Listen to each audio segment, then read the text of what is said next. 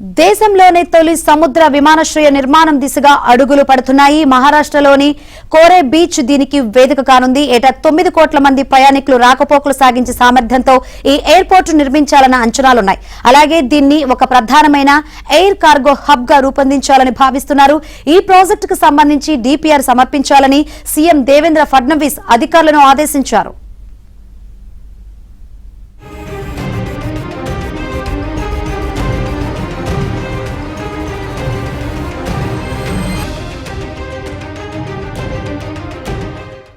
లోతు తక్కువ ఉన్న ప్రాంతాన్ని మట్టితో పూడ్చి దానిపైన ఎయిర్పోర్ట్ నిర్మిస్తారు. పరిమిత భూభాగం ఉన్న వాణిజ్య కేంద్రాల్లో పెరుగుతున్న రాకపోకలను అవసరాలను తీర్చడానికి ఈ తరహా విమానాశ్రయాలను నిర్మిస్తూ ఉంటారు. జపాన్, హాంకాంగ్, దక్షిణ కొరియాలో ఇప్పటికే ఆఫ్ షోర్ ఎయిర్పోర్టులు ఉన్నాయి. 3 వైపులా సముద్రం ఉండే ముంబైలో భూభాగం చాలా పరిమితం. ఈ నేపథ్యంలో దేశంలో తొలి సముద్ర విమానాశ్రయాన్ని ముంబైకి ఉత్తరాన 120 కిలోమీటర్ల దూరంలో ఉండే కోరే బీచ్ లో నిర్మించాలన్న ప్రతిపాదన ముందుకొచ్చింది. ఈ ప్రాజెక్టు వ్యయం 45,000 కోట్ల వరకు ఉండే అవకాశం ఉందని అధికారులు భావిస్తున్నారు.